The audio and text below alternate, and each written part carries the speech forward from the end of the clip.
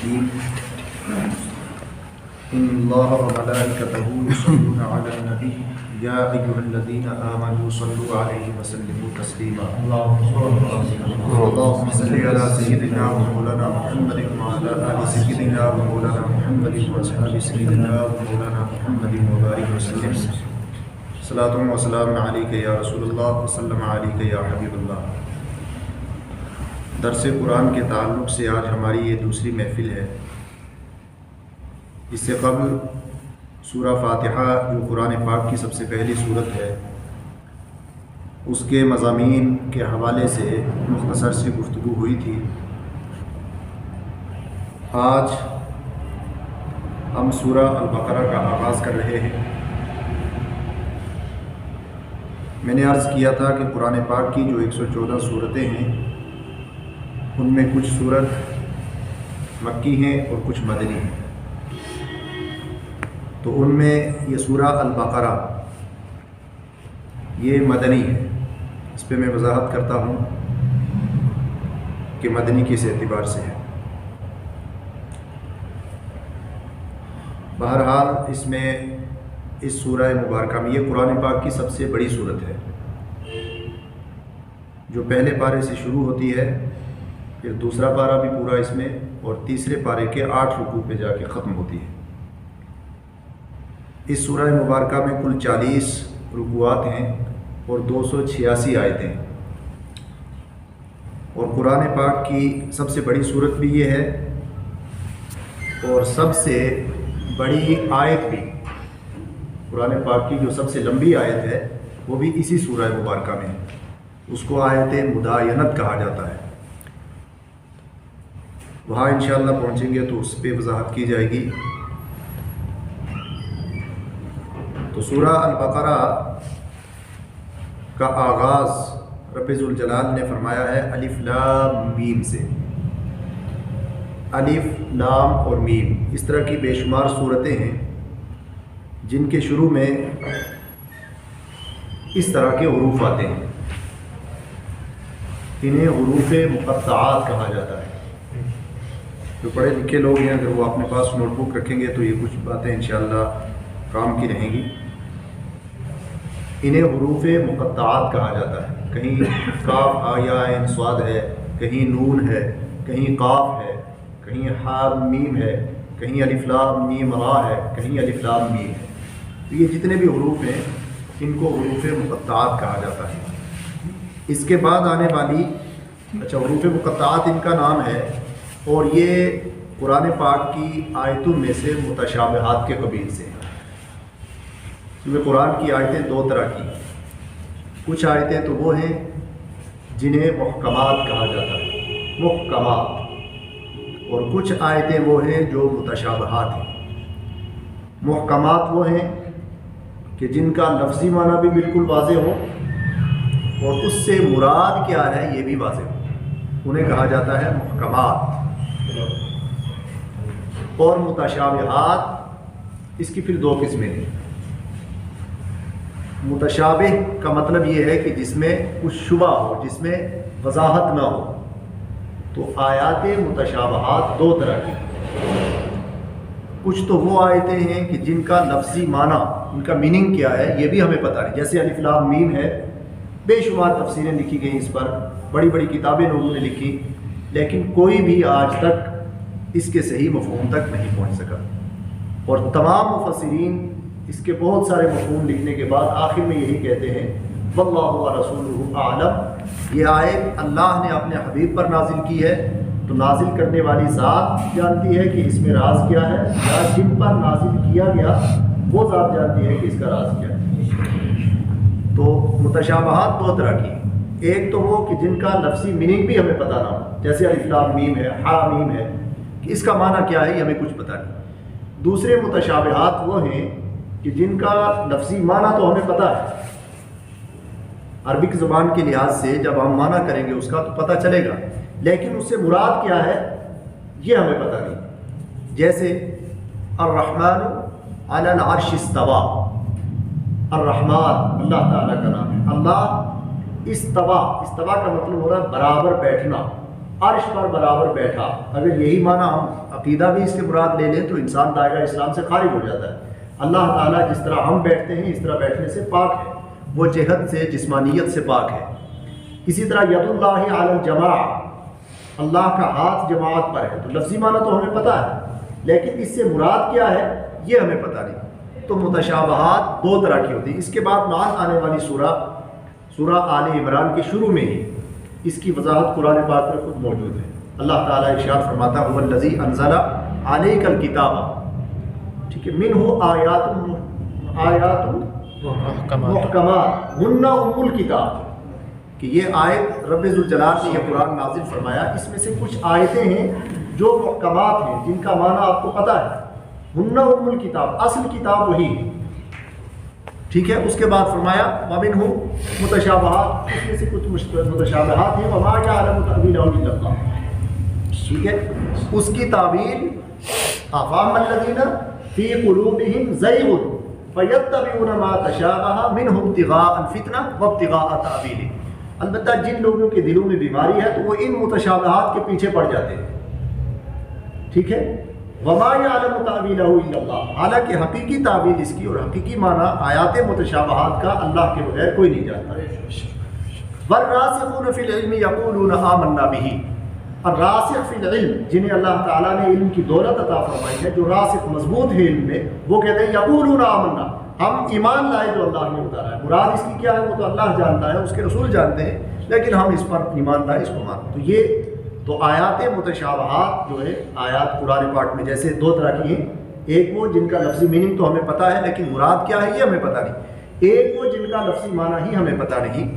تو دونوں طرح کی آیات کے بارے میں جو ہمارا عقیدہ وہی ہے کہ والراسخون فی العلم یقولون آمنا بہ، ان پر ایمان لانا واجب ہے. اب ان کا اصل معنی کیا ہے وہاں تک پہنچنا ہمارے ذمہ واجب نہیں.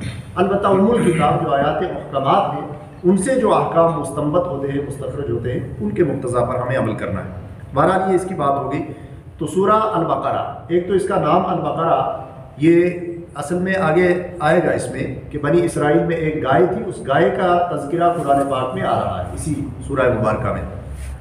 تو یہ ایک ہے تسمیۃ الجز، تسمیۃ الکل باسم الجز، ایک جز کو دیکھ کر کے پورے کل کا وہی نام دے دینا، کیونکہ اس کا بقرہ گائے کا واقعہ تھا اس میں، تو اسی مناسبت سے اس کا سورہ مبارکہ کا نام البقرہ ہو گیا. بقرہ کا مطلب ہے گائے، تو وہ آگے آئے گا انشاءاللہ. تمہارا یہ آیت کریمہ، یہ سورہ مبارکہ جو ہے یہ مدنی ہے، مدینہ شریف میں نازل ہوئی. اللہ کے حبیب علیہ الصلوۃ والسلام 13 سال تک آپ نے اعلان نبوت کے بعد مکہ میں تعلیمات اسلام کو عام کیا، اس کے بعد آپ مدینہ شریف میں تشریف لے گئے. تو مدینہ شریف میں جب اللہ کے حبیب علیہ الصلوۃ والسلام گئے تو اب بالکل اسلامک زندگی تھی جو آپ کی وہ چینج ہو گئی. اب ریاست مدینہ قائم ہو گئی. مدینہ شریف میں ایک جو چھوٹی سی بستی تھی، اس بستی میں جو لوگ رہتے تھے وہ بعض ایمان لے آئے اور بعض ایمان نہیں لائے. اصل میں وہاں پر یہودی رہتے تھے. یہودی وہ لوگ تھے جو صاحب کتاب تھے، ان پر بھی باضابطہ توریت نازل ہوئی تھی حضرت موسیٰ علیہ السلام پر. اسی طرح عیسائیوں پر حضرت عیسیٰ علیہ السلام پر انجیل نازل ہوئی، یا دوسری کتابیں جتنی بھی تھیں انہیں بھی اسلام ہی کہا جاتا تھا. لیکن ان کتابوں میں یہ صراحت تھی کہ اللہ کے حبیب علیہ السلام جب تشریف لے آئے اور آخری کتاب یعنی قرآن پاک نازل ہو جائے تو پہلے کے جتنے بھی دین ہیں وہ سب کے سب، جتنی شریعتیں ہیں منسوخ ہو جائیں گی، اب انہیں بھی ان کی اتباع کرنی ہوگی. تو یہودیوں کی بستی تھی. تو مکہ میں چونکہ جن لوگوں سے سامنا تھا اللہ کے حبیب علیہ السلام کا، وہ صراحتاً اللہ کی وحدانیت کا ہی انکار کرتے تھے. لیکن مدینہ شریف میں جو لوگ تھے، خاص طور سے یہودیوں کی بستی، تو وہ وحدانیت خداوندی کا انکار نہیں کرتے تھے. البتہ جس طرح سے اللہ کو ماننا تھا اس طرح نہیں مانتے تھے، لیکن مانتے تھے. وہ آسمانی مذہب کے پیروکار تھے، البتہ اس مذہب میں انہوں نے اپنی خواہشات کو داخل کر کے بہت ساری تعویلات کر دی تھی، بہت ساری تحویل کتابوں میں ہو گئی تھی، وہ کتابیں بدل دی گئی تھی. اب انہیں حکم یہ تھا کہ وہ قرآن پاک میں آئے. تو اللہ کے حبیب علیہ السلام نے جب مکہ سے ہجرت کی اور مدینہ شریف تشریف لے گئے تو یہ اب اس طرح کی بستی تھی. تو یہ چونکہ قرآن پاک مدینہ میں جا کر کے یہ صورت سب سے پہلے نازل ہوئی ہے، تو اس میں پہلے اللہ جل شانہ نے پہلی 5 آیتوں میں یہ تعریف کی ہے کہ ایمان والے صحیح کون لوگ ہیں. اس کے بعد 2 آیتوں میں جو صراحتاً کفر کرنے والے ہیں ان کا بیان ہے. اس کے بعد لگاتار 12-13 آیتوں میں اللہ نے منافقین کا حال نازل کیا ہے کہ منافقین کون لوگ.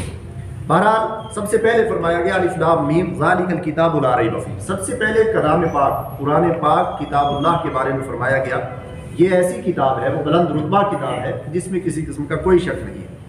اب یہ آئی کیوں ہے یہ کتاب، یہ کیوں اللہ تبارک و تعالیٰ نے نازل فرمائی؟ تو فرمایا ھدی للمتقین، یہ ہدایت کے لیے آئی ہے. کن لوگوں کی ہدایت کے لیے؟ المتقین، جو تقوی شعار ہے، جو اللہ سے ڈرنے والے ہیں، ان کے لیے یہ قرآن پاک ہدایت ہے. اب اس کے بعد لگاتار جو تقوی شعار ہیں ان کی کچھ نشانیاں بتائی ہیں اللہ تعالیٰ نے. پہلی نشانی کیا ہے؟ الذین یؤمنون بالغیب، جو غیب پر ایمان لاتے ہیں، سب سے پہلی نشانی. تو گویا کہ قرآن پاک ان لوگوں کے لیے ہدایت ہے جو تقوی شعار ہیں. تقوی شعار کون لوگ ہیں؟ تو ان کی 4-5 نشانیاں خدا نے بتائی ہیں. سب سے پہلی نشانی کیا ہے؟ جو غیب پر ایمان لاتے ہیں. تو گویا کہ قرآن پاک کو ماننے والوں کا ایمان جس جگہ سے شروع ہوتا ہے وہ غیب کی دہلیز سے. کیونکہ ہم کہتے ہیں لا الہ الا اللہ، ہمارا اسلام یہیں سے شروع ہوتا ہے. اللہ کے سوا کوئی معبود نہیں، اور اللہ کو آج تک ہماری نگاہوں نے نہیں دیکھا اور نہ کوئی دیکھ سکتا ہے. لا تدرک الابصار، نگاہیں اس کو دیکھنے کی طاقت ہی نہیں رکھتی. ٹھیک ہے، غیب پر ایمان لاتے ہیں. تو یہ قرآن ان لوگوں کے لیے ہدایت ہے. اب تھوڑی سی میں غیب کی وضاحت کروں گا کہ غیب ہے کیا. غیب اصل میں وہ حقیقت ہے جو موجود تو ہے لیکن انسان کا علم یا انسان کی فکر یا انسان کی دماغی صلاحیت اس تک نہ پہنچ سکے، اس کو غیب کہا جاتا ہے. اللہ جل شانہ نے جو ہمیں سورس آف علم کے جو سورس ہمیں عطا فرمائے ہیں وہ 3-4 ہیں. یا تو ہم دیکھ کر کسی چیز کا علم حاصل کرتے ہیں، یا سن کر کسی چیز کا علم حاصل کرتے ہیں، یا چکھ کر حاصل کرتے ہیں، یا سن کر حاصل کرتے ہیں، یا چھو کر حاصل کرتے ہیں. یہ 5 سینس اللہ تعالیٰ نے انسانی جسم میں رکھے ہیں علم حاصل کرنے کے سورس سے. انہی کے ذریعے معلومات انسان کی عقل میں سٹور ہوتی رہتی ہے. لیکن بے شمار حقائق ایسے ہیں کہ جہاں تک انسان کے جو 5 سینس رب ذوالجلال نے عطا، اور حقیقت ان کی کیا ہے کہ بے ہوشی کا ایک انجیکشن لگتا ہے تو سب خاموش ہو جاتے ہیں. اب لگ گیا انجیکشن تو یہاں کاٹ بھی دیجیے تب بھی پتہ نہیں چلے گا، آپریشن تھیٹر میں آپ دیکھیں. یہ ہمارے سورس جو علم کے سورس ہیں ان کی اصل حقیقت یہ ہے، ایک چھوٹا سا انجیکشن لگا دیتے ہیں سب ختم ہو جاتا ہے. ان کے ذریعے ہم علم حاصل کرتے ہیں. لیکن رب ذوالجلال نے بے شمار حقائق ایسے بنائے ہیں جہاں تک ہمارے ان سورس کی رسائی نہیں ہو سکتی. حقائق تو موجود ہیں لیکن یہ سورس وہاں تک نہیں پہنچ سکتے. اب ان چیزوں کا علم کیسے ہوتا ہے؟ جیسے قیامت کا دن ہے، ٹھیک ہے، قیامت کے دن کے بارے میں ہمیں کچھ پتہ نہیں کس طرح کا ہوگا. تو ان حقائق جو موجود تو ہیں لیکن ہماری رسائی وہاں تک نہیں ہو سکتی ہے. ہم اپنی عقل کے ذریعے، اپنے علم کے ذریعے وہاں تک نہیں پہنچ سکتے. ان حقائق کی اطلاع کرنے کے لیے اللہ کا نبی جلوہ گر ہوتا ہے، اور رب ذوالجلال اپنے نبی کو وحی فرماتا ہے. اس وحی کے ذریعے وہ نبی اپنا علم لوگوں تک کمیونیکیٹ کرتا ہے. قیامت کے بارے میں کیا، قبر میں کیا ہوگا، قیامت میں کیا ہوگا، اللہ جل شانہ کی قدرت کیسی ہے، سارا سب کچھ اللہ کے حبیب علیہ الصلوۃ والسلام نے بتایا. ٹھیک ہے، تو یہاں سے پتہ چلا کہ وہ چیزیں جو ہمارے تعلق سے، ہمارے علم کے لحاظ سے غائب ہیں، اللہ اپنے حبیب کو ان پر مطلع فرما دیتا ہے. ٹھیک ہے، اس لیے یہ ضروریات دین میں شامل ہے کہ وہ لوگ جو قرآن کو سمجھنا چاہیں وہ سب سے پہلے یہ مانیں کہ وہ حقائق جو ہماری نگاہوں سے اوجھل ہیں اللہ اپنے نبی کو ان پر مطلع فرما دیتا ہے. یہ ہمارا عقیدہ ہے. ٹھیک ہے، یہاں سے شروع ہوتا ہے. تو قرآن ان لوگوں کے لیے ہدایت ہے جو غیب پر ایمان رکھتے ہیں. پہلی بات. وَيُقِيمُونَ الصَّلَاةَ، دوسری نشانی یہ ہے کہ وہ نماز قائم کرتے ہیں. دوسری نشانی متقین کی. پہلی نشانی قرآن ہدایت ہے متقین کے لیے، ان کی پہلی نشانی یہ ہے کہ وہ غیب پر ایمان رکھتے ہیں. دوسری نشانی یہ ہے کہ وہ نماز قائم کرتے ہیں. ایک ہے نماز پڑھنا، ایک ہے نماز قائم کرنا، نماز کا اہتمام کرنا. پڑھنا ایک الگ بات ہے لیکن باضابطہ نماز کا اہتمام کرنا، اس کو قائم کرنا، یہ ایک الگ بات ہے. تو نماز قائم کرتے ہیں. وَمِمَّا رَزَقْنَاهُمْ يُنْفِقُونَ، اور تیسری نشانی یہ ہے کہ جو ہم انہیں دیتے ہیں، اللہ فرما رہا ہے جو کچھ بھی ہم اپنے بندوں کو دیتے ہیں اس میں سے وہ ہماری راہ میں خرچ کرتے ہیں. جس کو علم دیا ہے وہ علم خرچ کرتا ہے، جس کو طاقت دی ہے وہ دین کے اعلیٰ کے لیے اپنی طاقت کو خرچ کرتا ہے، جس کو سرمایہ اور دولت دی ہے وہ سرمایہ اور دولت کو خرچ کرتا ہے. عام ہے وَمِمَّا رَزَقْنَاهُمْ، جو کچھ بھی ہم دیتے ہیں اپنے بندوں کو وہ میرے بندے اس میں سے خرچ کرتے ہیں میری راہ. ٹھیک ہے. وَالَّذِينَ يُؤْمِنُونَ، اس کے بعد فرمایا وَالَّذِينَ يُؤْمِنُونَ بِمَا أُنزِلَ إِلَيْكَ، اور وہ ایمان رکھتے ہیں اس پر جو آپ پر نازل کیا ہے حبیب وما انزل من قبلک، اور آپ سے پہلے جو نازل کی پہلے والی کتابیں ان کو حق ماننا یہ بھی ایمان کا تقاضا ہے۔ جو پہلے عیسیٰ علیہ السلام پر، موسیٰ علیہ السلام پر، حضرت داؤد پر یا دیگر جتنے بھی صحائف یا جتنی کتابیں اگلے انبیاء کرام پر نازل ہوئی ان کو ماننا بھی یہ ہمارے ایمان کا تقاضا ہے۔ وبالآخرۃ هم یوقنون، اور آخرت کے دن پر بھی وہ ایمان رکھتے ہیں۔ یہ نشانیاں ہیں متقین کی۔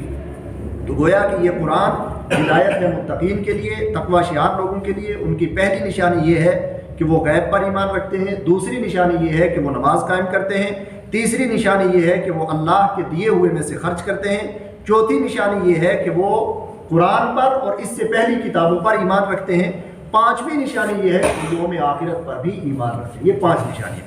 اب ان 5 نشانیاں جو جن لوگوں میں پائی جائیں متقین میں، ان کا نتیجہ کیا ہوگا؟ فرماتا ہے خداوند قدوس اولئک علی ھدی من ربہم واولئک هم المفلحون، یہی اللہ کی طرف سے ہدایت پر ہیں ان نشانیوں والے لوگ، اور یہی لوگ اصل میں فلاح اور کامیابی پانے والے ہیں۔ تو یہ ایمان والوں کا انٹروڈکشن ہو گیا، ایمان والوں کی نشانیاں بتا دی۔ دوسری پھر 2 آیتیں بیچ میں، ان الذین کفروا سواء علیہم انذرتہم ام لم تنذرہم لا یؤمنون، ختم اللہ علی قلوبہم وعلی سمعہم وعلی ابصارہم غشاوہ ولہم عذاب عظیم۔ فرمایا گیا یہ 2 آیتوں میں اختصار کے ساتھ، کیونکہ مدینہ میں صراحتاً کفر کرنے والے لوگ کم تھے، اس لیے صرف 2 لفظوں میں بیان کر دیا کہ اے محبوب جو لوگ صراحتاً اللہ کی وحدانیت کا انکار کرتے ہیں آپ انہیں ڈرائیں یا نہ ڈرائیں ان کے لیے برابر ہے۔ اللہ نے ان کے دلوں پر مہر لگا دی ہے، ان کی آنکھوں پر پردہ پڑ گیا ہے، اب ان کے لیے اللہ نے عذاب عظیم، بڑا عذاب تیار کر رکھا ہے، لہٰذا وہ ہدایت یافتہ نہیں۔ تو یہ 2 آیتوں میں اللہ نے صراحتاً کفر کرنے والوں کا حال بیان کر دیا۔ اس کے بعد لگاتار 13 آیتوں میں اللہ جل شانہ نے ان لوگوں کا حال بیان کیا ہے جو مدینہ میں رہتے تھے، بظاہر تو وہ مسلمان اپنے آپ کو ظاہر کرتے تھے اللہ کے حبیب اب اس کی بہت ساری وجہ تھی، کچھ سرمایہ حاصل کرنے کے لیے، کچھ اللہ کے حبیب کو ایسے ہی بلا وجہ خوش کرنے کے لیے، کچھ باضابطہ اندر کی سب معلومات حاصل کرنے کے لیے بظاہر مسلمان بنے ہوئے تھے، یہ جاسوسی کے لیے، اس طرح کی بہت ساری باتیں تھیں، لیکن وہ سب کے سب لوگ کیا تھے؟ انہیں منافق کہا جاتا ہے۔ تو منافق بڑا خطرناک ہوتا ہے۔ ایک تو آدمی صراحتاً کسی کی دشمنی کر رہا ہے تو اس کا پتہ چل جاتا ہے، لیکن ایک دوست بن کر جو دشمنی کر رہا ہو، اپنا بن کر، اپنا لباس پہن کر دشمنی کر رہا ہو، منافقت کر رہا ہو، اس سے بچنا بڑا مشکل ہوتا ہے اور اس کو پہچاننا بھی بڑا مشکل ہوتا ہے۔ اس لیے اللہ تعالیٰ نے 1-2 آیت میں نہیں، لگاتار 13 آیتوں میں ان کا حال بیان کیا۔ فرمایا وَمِنَ النَّاسِ مَن يَقُولُ آمَنَّا بِاللَّهِ وَبِالْيَوْمِ الْآخِرِ، لوگوں میں کچھ لوگ وہ ہیں جو کہتے ہیں کہ ہم اللہ پر بھی ایمان لائے اور یوم آخرت پر بھی ایمان لائے، وَمَا هُم بِمُؤْمِنِينَ، حالانکہ وہ مومن نہیں ہیں۔ اس کے بعد فرمایا يُخَادِعُونَ اللَّهَ وَالَّذِينَ آمَنُوا وَمَا يَخْدَعُونَ إِلَّا أَنفُسَهُمْ وَمَا يَشْعُرُونَ، یہ اللہ کو دھوکہ دے رہے ہیں اور مومنین کو دھوکہ دے رہے ہیں۔ ٹھیک ہے، یہ لوگ جو اپنے آپ کو مومن ظاہر کرتے ہیں اللہ کو دھوکہ دیتے ہیں اور مومنین کو دھوکہ، وما یخدعون الا انفسهم، حقیقت میں وہ اپنی جانوں کو دھوکہ دے رہے ہیں، وما یشعرون، حالانکہ انہیں اس کا شعور نہیں ہوتا ہے، حقیقت میں یہ اللہ کو دھوکہ۔ اب یہاں پر ایک نقطہ میں عرض کرنا چاہوں گا کہ بظاہر وہ دھوکہ کس سے کر رہے ہیں؟ نہیں، بظاہر جو مسلمان ظاہر کر رہے تھے اللہ کے سامنے یا اللہ کے حبیب کے سامنے؟ اللہ کے حبیب کے سامنے۔ اللہ کے حبیب کے سامنے مسلمان بنے ہوئے تھے، ہم آپ کے غلام ہیں، ہم آپ کے ساتھ ہیں، اللہ کے حبیب کے سامنے اور مومنین صحابہ کے سامنے۔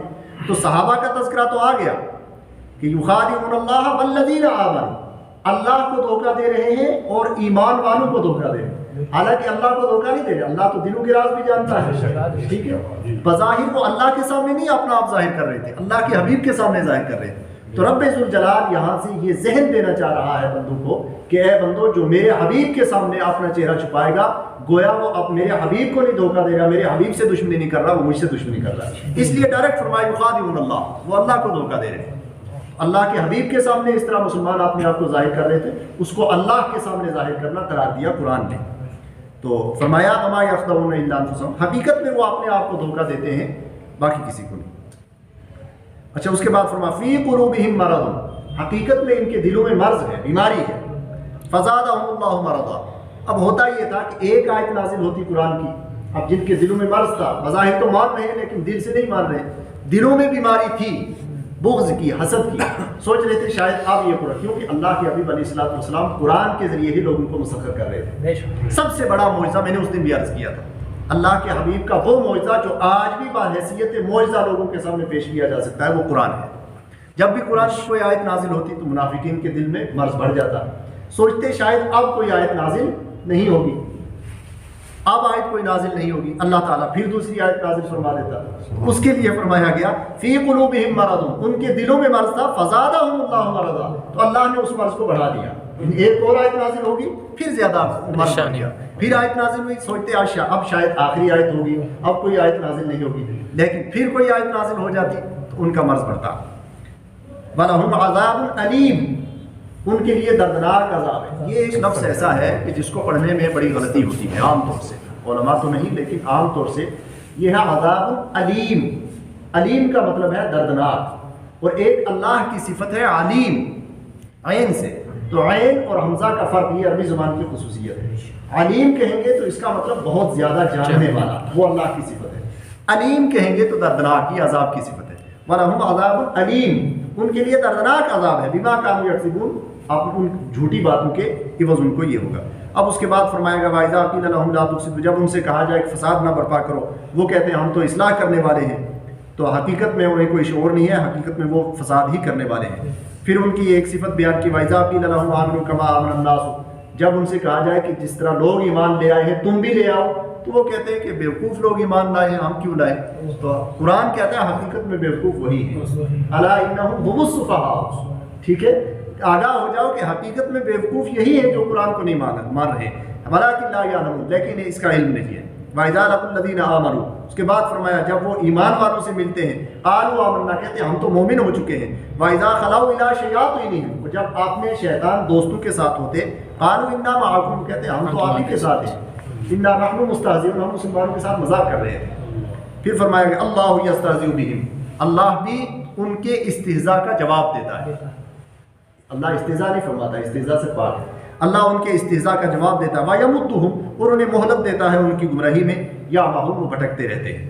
اس کے بعد پھر ان کے بارے میں فرمایا کہ انہوں نے اپنی زندگی میں حقیقت میں جنت خریدنی چاہیے تھی، لیکن اس کے عوض وہ گمراہی خرید چکے ہیں۔ پھر ان کی مثال دی ہے، مَثَلُهُمْ كَمَثَلِ الَّذِي اسْتَوْقَدَ نَارًا، ان لوگوں کی مثال ایسے ہے جیسے کسی شخص نے آگ جلائی ہو جنگل میں، ٹھیک ہے، آگ، فَلَمَّا أَضَاءَتْ مَا حَوْلَهُ، اب یہ منافقین کی مثال ہے، ایسے ہے جیسے کسی شخص نے جنگل میں آدھی رات کو آگ جلائی، فَلَمَّا أَضَاءَتْ مَا حَوْلَهُ، جب ارد گرد کا ماحول روشن ہو گیا، ذَهَبَ اللَّهُ بِنُورِهِمْ، تو اللہ نے اس کی آنکھیں ہی بند کر دی۔ آگ تو جلائی تھی کس لیے؟ تاکہ دور تک روشن ہو تو وہ چلے پھرے، لیکن اللہ کی قدرت یہ ہے کہ جیسے ہی اس نے آگ، انسان نے اپنی روشنی کے لیے آگ جلائی تو اللہ نے اس کی آنکھوں کی روشنی ہی لے لی۔ اللہ تو قادر مطلق ہے، اب وہ آگ میں روشنی میں کیا کر پائے گا؟ ایک مثال ہے، ذَهَبَ اللَّهُ بِنُورِهِمْ، اللہ نے ان کے نور کو چھین لیا، وَتَرَكَهُمْ فِي ظُلُمَاتٍ لَا يُبْصِرُونَ، اور انہیں پھر ویسے ہی گمراہی اور اندھیرے میں چھوڑ دیا۔ صُمٌّ بُكْمٌ عُمْيٌ فَهُمْ لَا يَرْجُعُونَ، اب وہ اندھے بھی ہیں، بہرے بھی ہیں، گونگے بھی ہیں، واپس آنے والے نہیں۔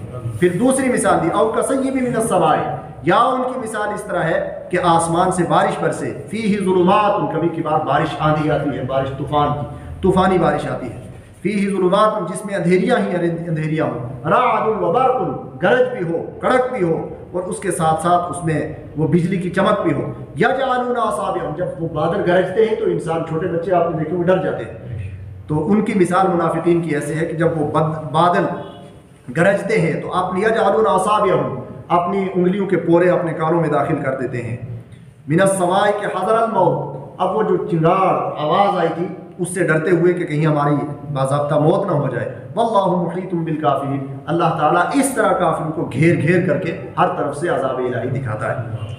تو یہ یکاد البرق یخطف ابصارهم، اس کے بعد بجلی جب چمکتی ہے تو گویا ان کی آنکھوں کی آنکھیں چندیا جاتی ہیں۔ کلما اضاء لهم مشوا فیہ، پھر جب بجلی، وہ بارش آپ دیکھیے جب اندھیری رات میں بادل گرج رہے ہوں، چمک رہے ہوں، ایک آدمی کہیں راستہ طے کر رہا ہو، جب بجلی تھوڑی سی چمکتی ہے تو تھوڑا دور تک اس کو راستہ دکھائی دیتا ہے، تھوڑا دوڑتا ہے، پھر اندھیرا ہو جاتا ہے، پھر رک جاتا ہے۔ تو اللہ تعالیٰ فرما رہا ہے کہ کلما اضاء لهم، جب آس پاس تھوڑا سا روشن ہوتا ہے، مشوا فیہ، اس میں چلتے ہیں، وَإِذَا أَظْلَمَ عَلَيْهِمْ قَامُوا، جب پھر اندھیرا ہوتا ہے کھڑے ہو جاتے ہیں. وَلَوْ شَاءَ اللَّهُ لَذَهَبَ بِسَمْعِهِمْ وَأَبْصَارِهِمْ إِنَّ اللَّهَ عَلَىٰ كُلِّ شَيْءٍ قَدِيرٌ. اللہ تعالیٰ ہر چیز پر قادر ہے. یہاں تک رب ذوالجلال نے منافقین کا حال بیان کیا. یہ اس لیے کہ مدینہ شریف میں منافق بہت رہتے تھے. بہت بعد میں جا کر اللہ کے حبیب علیہ الصلوۃ والسلام نے مسجد نبوی میں اعلان کیا تھا کہ فلاں تو بھی منافق ہے، فلاں تو بھی منافق ہے، فلاں تو بھی منافق ہے. وہ آگے چل کر کے سورہ توبہ وغیرہ میں آیتیں نازل ہوئی تو وہ بات کی بات ہے. لیکن یہاں پر یہ کہ بہرحال پہلے 5 آیتوں میں اللہ تعالیٰ نے مومنین کی صفت بیان کی، ان کی تعریف کی، اور 4 آیتوں میں، اور 5ویں آیت میں رب ذوالجلال نے ان کا انعام بتایا کہ حقیقت میں ہدایت پر یہی لوگ ہیں. 2 آیتوں میں کفار کا بیان کیا، پھر 13 آیتوں میں منافقین کا حال بیان کیا. کھل کر اس لیے بیان کیا تفصیل سے تاکہ منافقین سے مومن بچے رہے. اس کے بعد فرمایا، کیونکہ فرمایا تھا کہ یہ قرآن ہدایت ہے کس کے لیے؟ متقین کے لیے. اب پھر وہی بات آئی کہ متقی جو اصل میں یہ سورہ بقرہ ہے، تو اس کے بعد پہلے متقین کی پوری ڈیٹیل رب ذوالجلال بیان فرمائے گا. اس کے بعد بنی اسرائیل کے جو گزرے ہوئے واقعات تھے ان کو یاد کروا کے رب ذوالجلال مدینہ کے یہودیوں کو یہ پیغام دینا چاہ رہا ہے کہ اصل تمہاری حقیقت کیا ہے اور اصل دین اسلام ہے، اس طرف لوٹ آئی. تو اب متقین کے بارے میں فرمایا یا ایھا الناس اعبدوا ربکم الذی خلقکم والذین من قبلکم لعلکم تتقون. اے لوگوں اس رب کی عبادت کرو جس نے تم کو پیدا کیا. ٹھیک ہے، پیدا رب نے کیا اور عبادت کسی اور کی کر رہے ہیں. رزق کوئی دے رہا ہے، عبادت کسی کی جا رہی ہے.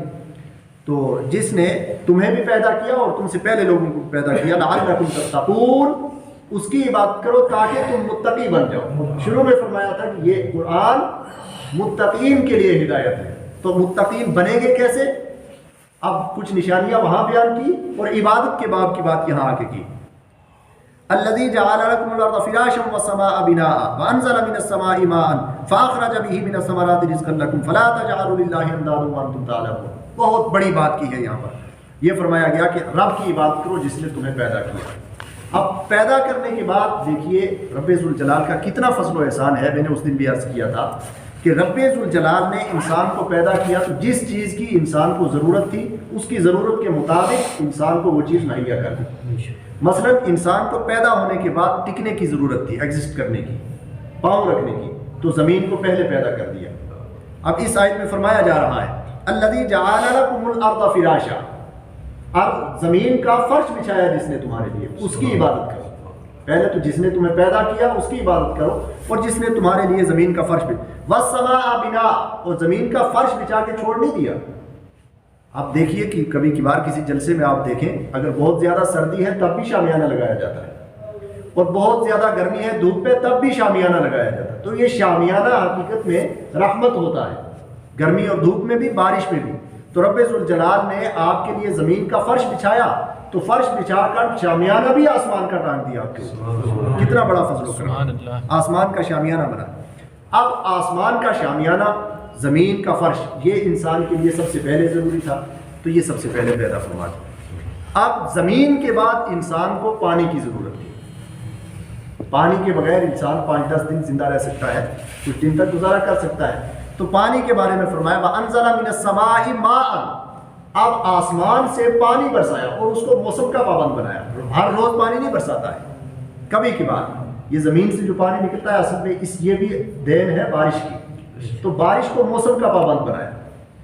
اور فرمایا فَأَخْرَجَ بِهِ مِنَ الثَّمَرَاتِ رِزْقًا، اب پانی برستا ہے تو آپ کی زمینیں سیراب ہو جاتی ہیں. جب زمینیں سیراب ہو جاتی ہیں تو آپ کو کھانے کے لیے کھانے پینے کی چیزیں مہیا کرتی ہیں. تو ان چیزوں کی ضرورت تھی، یہ بھی رب ذوالجلال نے عطا فرما دی. اب یہ ساری نعمت خدا بند قدوس ذکر کر کے فرما رہا ہے فَلَا تَجْعَلُوا لِلَّهِ أَندَادًا وَأَنْتُمْ تَعْلَمُونَ. اب اللہ تعالیٰ کے ساتھ کسی دوسرے کو معبود نہ بنا، حالانکہ تم جانتے ہو یہ سب باتیں کہ پیدا کرنے والا کون ہے، ہمیں رزق دینے والا کون ہے، اسی کی عبادت کی جائے. اب اللہ جل شانہ کی وحدانیت اور رب کی قدرت پر سب سے بڑی دلیل جو ہے وہ نبی کریم علیہ الصلوۃ والسلام کی ذات ہے. ٹھیک ہے، یہ تھوڑی سمجھنے کی بات ہے. اللہ کے وجود پر سب سے بڑی دلیل رسول اللہ صلی اللہ علیہ وسلم کی ذات ہے. وہ کس طرح؟ وہ اس طرح کہ آقائے دو جہاں علیہ الصلوۃ والسلام کو رب ذوالجلال نے 2 مختلف قسم کی شانیں عطا فرمائی. ٹھیک ہے، ایک شان تو یہ کہ زمین پر بیٹھ کر انگلی کا اشارہ کرتے ہیں تو چاند 2 ٹکڑے ہو جاتا ہے. سبحان اللہ. کبھی صحابہ پیاسے ہوتے ہیں، بخاری کی روایت ہے، یہ غزوہ اس میں بلکہ بیعت رضوان کے موقع پر، عمرۃ القضاء کے موقع پر، صلح حدیبیہ، 1500 صحابہ کرام پیاسے ہوئے، اللہ کے حبیب علیہ الصلوۃ والسلام نے اپنی انگلیوں سے چشمے جاری کر کے پلا دیا، صحیح بخاری کی روایت، پلا دیا۔ اب یہ چیز ایسی ہے کہ جو عام انسان کے بس کا روگ نہیں کر سکتا ہے۔ اب ذہن کیا کہتا ہے؟ ایک ہے ممکن، ایک ہے واجب، دو چیزیں۔ ممکن کہتے ہیں جو کل تھا، کل نہیں تھا، آج ہے اور کل نہیں ہوگا، تو ہماری ذات کیا ہوئی؟ ممکن۔ واجب وہ ہے جو ازل سے ہے، آج بھی ہے اور ابد تک رہے گا، وہ صرف اللہ تبارک و تعالیٰ کی ذات ہے۔ اللہ کی ذات کو چھوڑ کر پوری کائنات ممکن ہے۔ تو اب کسی ممکن میں یہ قدرت تو ہو نہیں سکتی کہ وہ آسمان کے چاند کو 2 ٹکڑے کر دے، انگلیوں سے پانی کے چشمے جاری کر دے، یہ تو رب ذوالجلال کی شان ہے۔ تو اللہ نے اپنے حبیب علیہ الصلوۃ والسلام کو یہ خصوصیت عطا فرمائی، ایک تو یہ شان، دوسرے یہ کہ یہ شان دیکھ کر کے، کیونکہ عیسیٰ علیہ الصلوۃ والسلام جب بغیر باپ کے پیدا ہوئے تو لوگوں نے، ان کے ماننے والوں نے کہہ دیا کہ معاذ اللہ، خدا کے بیٹے ہیں، معاذ اللہ کہہ دیا۔ تو آقا کی یہ شان دیکھ کر کے اس طرح کا ذہن آ سکتا تھا، خیال پیدا ہو سکتا تھا۔ اب اس خیال کو روک دیا کہ ایک طرف تو آقا کی یہ شان، اور دوسرے طرف سر سجدے میں رکھ کے کہہ رہے سبحان ربی اللہ، سجدے میں سر رکھ کے کہہ رہے سبحان ربی اللہ، مولا تو ہی اعلیٰ ہے، بلند و بالا تو ہی ہے۔ دیکھنے والا سمجھ گیا کہ جب یہ پیدا ہونے والی ذات ہے، یہ پیدا کی ہوئی ذات ہے، محمد رسول اللہ کی ذات پیدا کی ہوئی ہے، مخلوق ہے خدا کی، جب مخلوق کی یہ شان ہے کہ وہ اپنی انگلیوں سے پانی کی جشنیں جاری کر کے صحابہ کو سیراب کر رہی ہے، تو جس خالق نے اس کو پیدا کیا ہوگا وہ خالق کتنا عظیم ہوگا، سبحان اللہ، ہے نا؟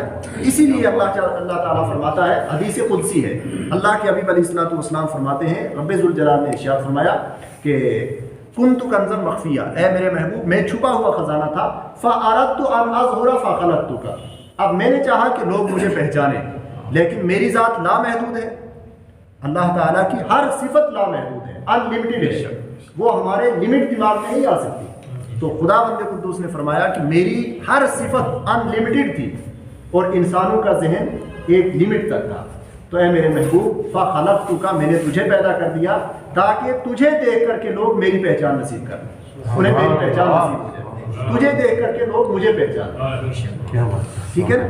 تو اس لیے میں نے عرض کیا کہ اللہ کے حبیب علیہ الصلوۃ والسلام کی ذات، رب کی ذات پر سب سے بڑی دلیل ہے، اتنی بڑی کوئی دلیل نہیں، سب سے بڑی دلیل۔ اگر کوئی کہے خدا کے وجود کی سب سے بڑی دلیل کیا ہے، ہم کہیں گے محمد رسول اللہ صلی اللہ علیہ وسلم۔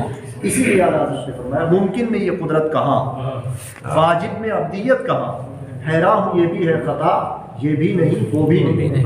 کہتے ہیں کہ اگر ممکن کہہ دیں آقا کی ذات کو، ممکن کہوں تو پھر خیال آتا ہے کہ ممکن میں یہ قدرت تو نہیں کہ آنکھ سے ہاتھ سے پانی چشمے جاری کر کے پلا دیں، ٹھیک ہے۔ واجب میں عبدیت کہاں، معاذ اللہ اگر یہ خیال آئے کہ یہ رب کی ذات ہے تو ایک طرف سجدہ کر رہے ہیں سبحان ربی الاعلیٰ کہہ رہے ہیں، تو جو واجب ہے ذات وہ انگلی کا اشارہ کر کے چاند کو 2 ٹکڑے بھی کر رہے ہیں، کہہ رہے حیران ہوں یہ بھی ہے خطا، یہ کہہ دوں تب بھی خطا، وہ کہہ دوں تب بھی خطا۔ اس کے بعد فیصلہ کرتے ہیں اور ہمیں ایمان کی دولت دیتے ہیں، فیصلہ کرتے ہیں حق یہ کہ ہیں عبد الہ اور عالم امکان کے شاہ، برزخ ہے وہ سر خدا، یہ بھی نہیں وہ بھی نہیں، سبحان اللہ۔ حق یہ کہ ہیں عبد الہ، صحیح بات یہ ہے کہ عبد الہ اللہ کے بندے اور عالم امکان کے شاہ، ہاں پوری کائنات کے بادشاہ ہیں، برزخ ہے وہ سر خدا، یہ بھی نہیں، یہ اصل میں برزخ ہے، برزخ کہتے ہیں بیچ والی چیز، رب کانٹیکٹ، ٹھیک ہے، ہم جب رب سے کانٹیکٹ کریں بیچ میں اللہ کے حبیب، رب کوئی پیغام ہمیں پہنچائے تو بیچ میں اللہ کے حبیب، رب ذوالجلال ڈائریکٹ ہر انسان کو یہ پیغام پہنچا سکتا تھا کہ میں ایک ہوں، لیکن نہیں، آپ نے محبوب کو وسیلہ بنایا بھی، قل هو اللہ احد، محبوب آپ فرما دیجئے کہ اللہ ایک ہے، ٹھیک ہے، آپ فرما دیجئے کہ اللہ ایک ہے، رب وہ قادر ہے۔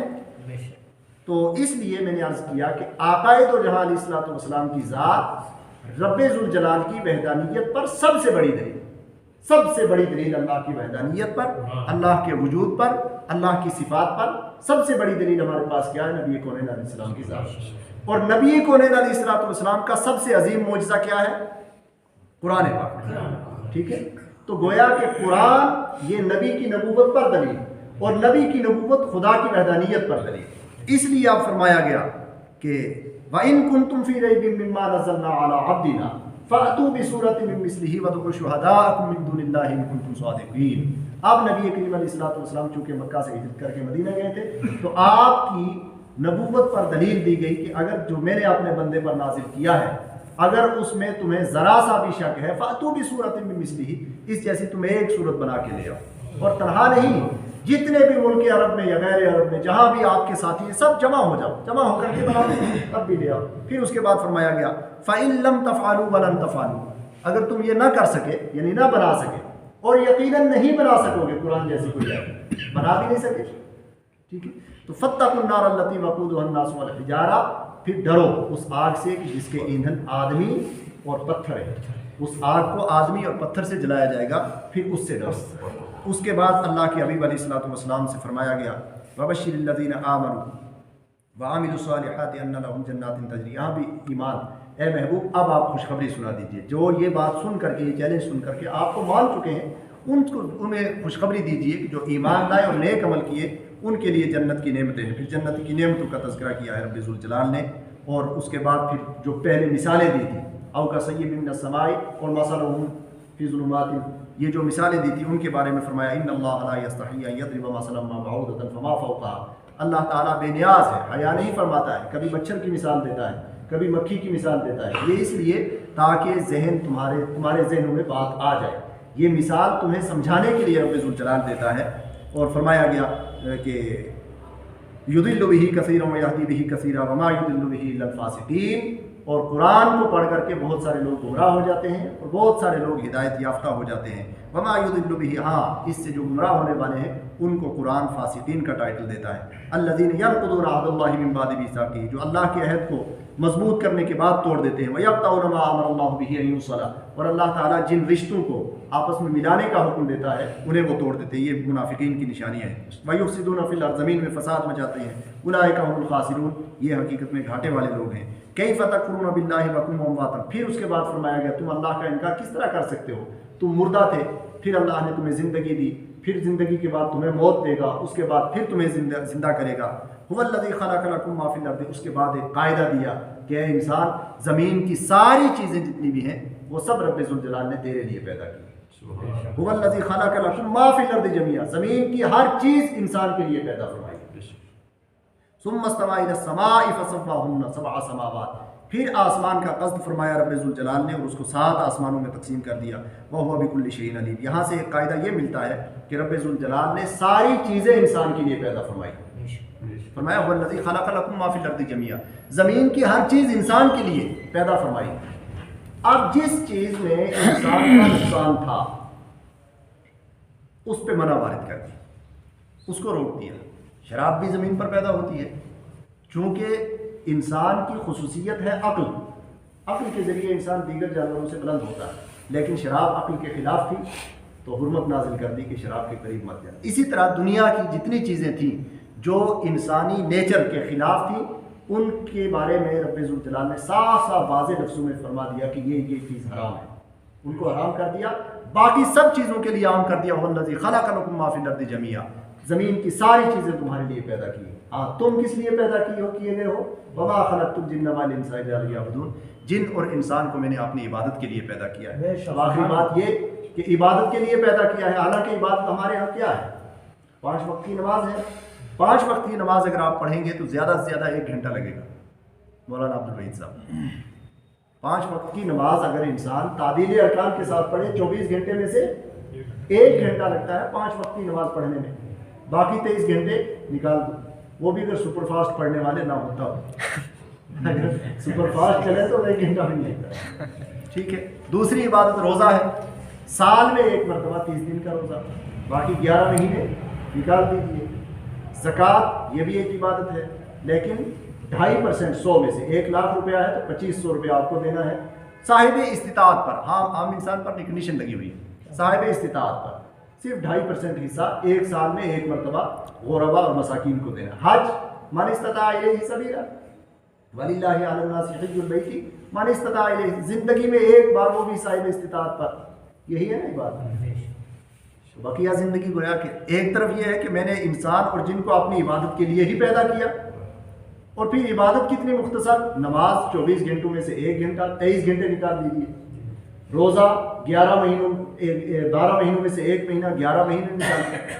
بھائی وہ کیسی عبادت ہے کہ ادھر فرما رہا ہے کہ میں نے اپنی عبادت کے لیے پیدا کیا، اور عبادت میں ہماری مختصر سی زندگی، باقی زندگی کہاں گئی؟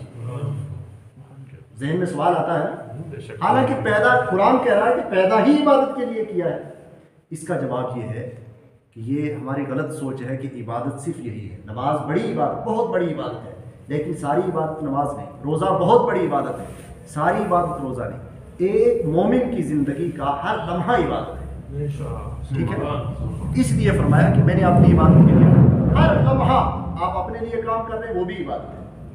مثلا کھانا کھانا کیا ہے؟ ہماری ضرورت زندگی ہے، لیکن اگر نیت کر کے بسم اللہ پڑھ کے کھائیں گے، اور یہ نیت کر کے کھائیں کہ جس طرح اللہ کے حبیب نے کھانا کھایا تھا اس طرح کھائیں گے، تو کھانا کھانا آپ کا عبادت۔ پانی پینا عبادت ہے، پانی اپنی پیاس بجھانے کے لیے پیتے ہیں، لیکن ہاتھ میں گلاس لے کر کے اگر سوچ لیں کہ سنت کے مطابق پانی پئیں گے جس طرح اللہ کے نبی کیا کرتے ہیں، بسم اللہ پڑھ کے 3 سانس میں دائیں ہاتھ سے 3 سانس میں گلاس پی لیا، آپ تو اپنی پیاس بجھانے کے لیے پی رہے ہیں، لیکن رب کے فرشتے آپ کا یہ عمل بھی بندہ عبادت کر رہا ہے اس میں۔ حدیث کی روشنی میں عرض کر رہا ہوں، مجھے حدیثیں بھی یاد آ رہی ہیں لیکن وقت مختصر ہے، آپ حضرات کا بہت وقت لیجیے۔ تو آپ اس کے بعد سونا کہاں سے عبادت ہو گیا؟ سوتے ہیں آپ، انسانی زندگی کی ضرورت ہے، نیند اتنی غالب ہے کہ 1 دن 2 دن آپ مقابلہ کریں گے، 3 دن مقابلہ کریں گے، چوتھے دن خود بخود سلا دے گی، بیٹھ کر کے سو رہے ہیں آپ، ٹھیک ہے؟ یہ سونا بھی آپ کا عبادت ہے۔ کس طرح؟ اللہ کے حبیب علیہ السلام کا فرمان ہے کہ جب بندہ سوتے وقت یہ سوچ کر نیت کر لے کہ جس طرح اللہ کے حبیب آرام فرمایا کرتے تھے میں اس طرح سوؤں گا، درود شریف پڑھ کے سو جائیے آرام سے صبح تک، آپ ساری رات سوتے رہیے، صبح جو رپورٹ سبمٹ ہوگی خدا کی بارگاہ میں وہ یہ کہ مولا تیرا بندہ ساری رات عبادت کرتا رہا۔ تو پتہ چلا کہ عبادت اپنی زندگی میں داخل کرنے کے لیے ہمیں ایک چیز کی ضرورت ہے، وہ ہے نیت آپ درست کر لیں عبادت بن جائے گی۔ اسی لیے فرمایا گیا نیت المؤمن خیر من عملہ، مومن کی نیت اس کے عمل سے بہتر ہے۔ کبھی کی بات ایک چھوٹی سی مثال میں دے کے بات کو ختم کر دوں۔ آج کل سردی کا موسم ہے، مثلا میں کسی اور جگہ بیان کر رہا تھا، آپ دریا سے گزر رہے ہیں، ایک دریا پار کر رہے تھے، اچانک آپ کا پاؤں پھسل گیا، آپ دریا کے اندر گر گئے، پورے لت پت بھیگ گیا سر سے لے کر پاؤں تک۔ فقہا فرماتے ہیں آپ کا وضو ہو گیا، ٹھیک ہے؟ آپ کا وضو ہو گیا۔ وضو کس چیز کا نام ہے؟ اعضاء ثلاثہ کو دھونا اور سر کا مسح کرنا۔ تو سب جب ہر جگہ پانی پہنچ گیا، وضو آپ کا ہو گیا، ٹھیک ہے؟ فرض دھل گئے، وضو ہو گیا، آپ کی نیت تو نہیں تھی، وضو ہو گیا۔ لیکن اس وضو سے نماز تو پڑھ سکتے ہیں آپ، لیکن اس وضو پر آپ کو ثواب نہیں ملے گا، ٹھیک ہے؟ غور کیجیے، آج سردی، آپ اس خیال کریں تھوڑا سا کہ اس سردی کے موسم میں اگر ٹھنڈے پانی میں آپ گر جائیں کتنی تکلیف ہوگی، کپڑے اتارنے کی آپ خیال کیجئے، تکلیف کتنی ہوئی، لیکن وضو کرنے پر آپ کو عبادت کا ثواب نہیں، یہ وضو آپ کا عبادت نہیں بنا۔ نماز اس سے درست ہے، نماز پڑھ سکتے ہیں آپ، نماز کے لیے آلہ بن گیا، لیکن ثواب نہیں۔ اب وہی دوسرا وضو ہے کہ آپ باضابطہ وضو کا قصد کر رہے ہیں کہ میں آپ وضو کرنے، نیت کا کیا مطلب؟ دل کا ارادہ، دل کا ارادہ کر کے آپ باتھ روم میں گئے، گیزر لگا ہوا ہے، بہترین گرما گرم پانی سے آپ نے وضو کیا، ٹاول بھی رکھا ہوا ہے اس سے آپ نے صاف کیا، اس کے بعد آپ نے آگے نماز پڑھی، کتنا سکون آیا، اس وضو پر آپ کو وضو کرنے پر ہی ثواب مل گیا، ٹھیک ہے؟ وہاں کتنی تکلیف ہوئی تھی، اس کے باوجود ثواب نہیں ملا، یہاں تکلیف نہیں ہوئی، آرام سے آپ نے وضو کیا، ثواب مل گیا۔ کہاں سے فرق کہاں سے پڑا؟ نیت سے، دل سے فرق پڑا، ٹھیک ہے؟ تو انسان کی نیت یہ اگر درست ہو جائے تو مومن کی زندگی کا ہر لمحہ نیت، ہر لمحہ عبادت بن سکتا ہے۔ اس لیے فرمایا گیا کہ وما خلقت الجن والانس الا لیعبدون، میں نے جن اور انسان کو اپنی عبادت کے لیے، یعنی وہ اپنا کام بھی کر رہا ہے، مزدوری کر رہا ہے۔ اگر صرف یہ خیال کر لیں کہ اللہ کے حبیب نے فرمایا ہے الکاسب و حبیب اللہ، ہاتھ سے کما کے کھانے والا اللہ کا حبیب ہوتا ہے، اللہ کا محبوب ہوتا ہے، یہ سوچ لیں کہ اللہ کے حبیب کی سنت ہے ہاتھ سے کام کرنا، یہ سوچ کر کے مزدوری کر رہا ہے تو عبادت کر رہا ہے، بیوی بچوں کے لیے کھانا مہیا کر رہا ہے، عبادت کر رہا ہے. آپ اپنے کام کیجئے، نیت درست کر لیجئے، بس عبادت بن جائے گی. اس لیے ہماری پوری زندگی عبادت سے عبادت ہو سکتی ہے. کائنات کی ہر چیز انسان کے لیے پیدا کی اور انسان کو اپنی عبادت کے لیے پیدا. اور کتنا کریم ہے رب ذوالجلال کہ کام آپ نے کر رہے ہیں، عبادت اس کی ہو رہی ہے. ٹھیک ہے، صرف آپ نیت کا قبلہ درست کر لیں. رب ذوالجلال کی بات کی دعا ہے کہ پروردگار عالم اپنے حبیب مکرم صلی اللہ علیہ وسلم کے صدقے میں جو صحیح بیان ہوا اس کو قبول فرمائے، اس پر عمل کرنے کی توفیق عطا فرمائے. رب ذوالجلال جتنے لوگ اس محفل میں